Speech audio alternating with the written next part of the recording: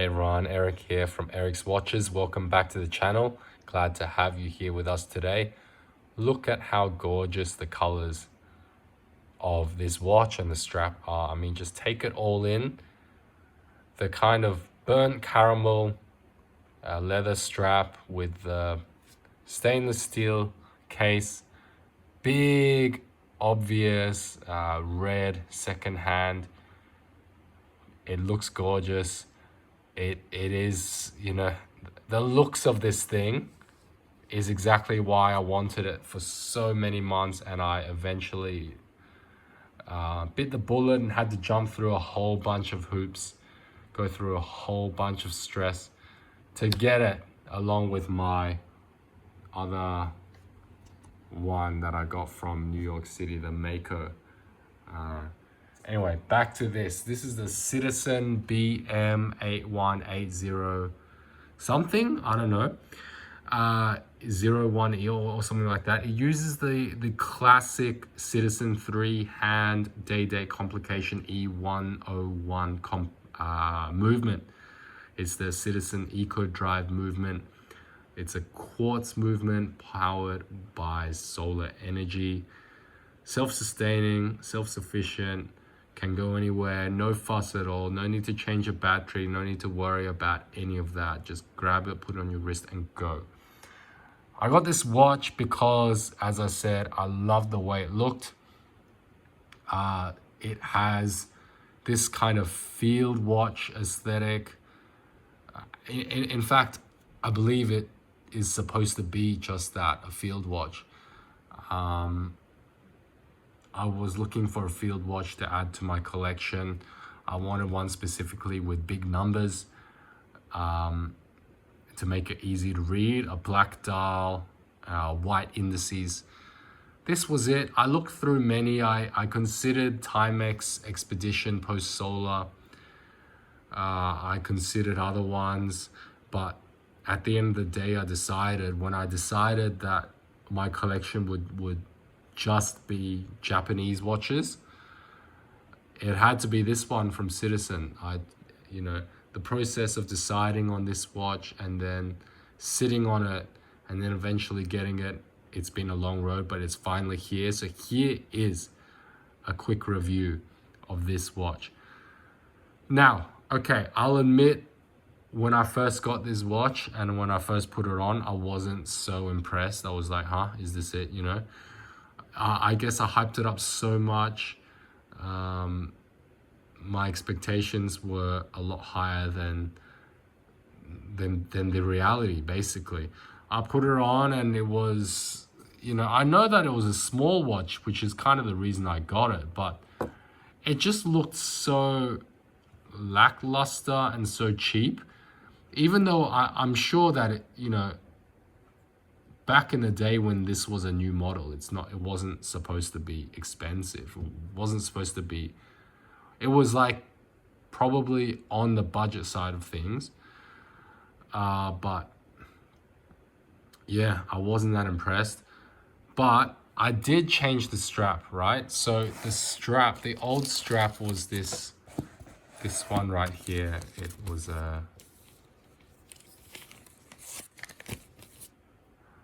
was the green fabric. It kind of looks like no, I won't say it looks like a NATO style. It doesn't. With a leather padding kind of thing, right? This strap. I don't like the green on it. I always wanted something that was a lot more warmer. Hence, I got this red brown that pairs really well with the red second hand right there. And even if the second hand wasn't red, if it was like white, I would still want like a warmish brown strap to go with it, to kind of just make it look a lot more earthy, because it's supposed to be a field watch, But yeah, I got the strap, I put it on, I wore it for a couple of days, and it has really started to grow on me. It is always supposed to be my daily wear. It's supposed to be a beater watch, and it is growing into that. Like I don't mind wearing it, you know, anywhere. I don't mind wearing it in the studio. I don't mind wearing it, you know, out and about. I don't really go in the field per se, but like if I was going on a bushwalk, then yeah, I would put this on. So things I like about it: the look, and therefore the feel. It's a very small watch, and I've got a very small wrist, right? It's like a 36 mil, not including the crown, diameter lug to lug, 38 lug to lug. Wow. So it really does fit smaller wrists. Yeah, I've got 18 mil lug width. I'll just show you. Yep. I know because I changed the strap. It's an aftermarket strap, so I had to make sure the lug width was what it is. Yeah, I don't know, like positives. Oh yeah, that reminds me. The loom on this thing is really, really special. Normally loom is your classic glow in the dark, bright lime green with some cream color in the background, but this, oh, you can't really see it there. This is actually a light blue.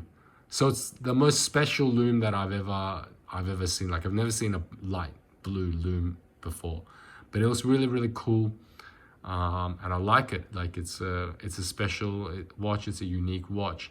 It has all the things that you'd want it to have, you know, 10 bar water resistance, day-date complication, you know, there's a second hand there as well.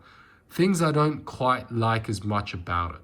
So this is supposed to be a field watch, right? At least in my mind, I bought it because it looks like a field watch. It has that, the dial makes it look like a field watch, right?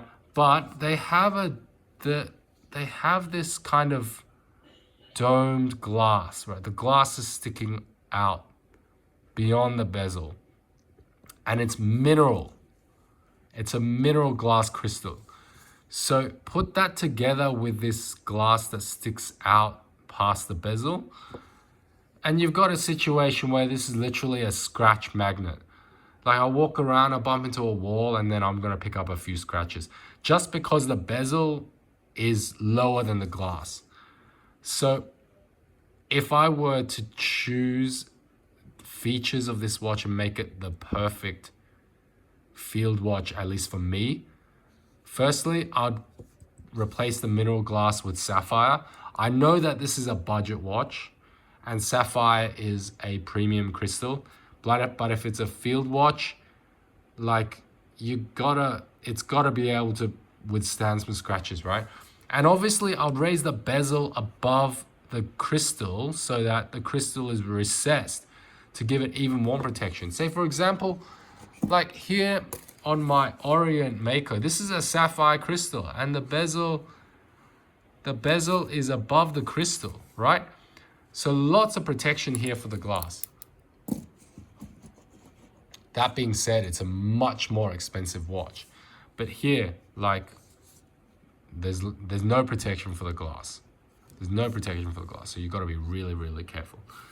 I like the fact that there are crown guards here, but the crown is just ridiculously big. So even though there are crown guards, the crown can still get caught on stuff. Like, look at, I don't even know why they bothered putting crown guards on it, to be honest. Maybe it's an aesthetic decision, but I do like the look of it. It gives it a more rugged and utilitarian appearance. But yeah, the crown guards obviously are not doing much to protect the crown. That having said, speaking of the devil being the crown, is massive. Like, why do I need such a big crown? You know, I don't. Why'd you make the crown so big? Who knows? What else don't I like about it? That's pretty much it, to be honest. Like, it's a field watch. As I said, my biggest concern, my biggest gripe about it is the fact that the crystal is raised and it's mineral. But other than that, like, whatever. this is my daily driver. This is the analog watch. Like that is my beater. So yeah, I don't know what else to say, to be honest. Thanks so much for watching this video, I guess. Like the video if you like the video. Subscribe for more. See you again next time. Cheers.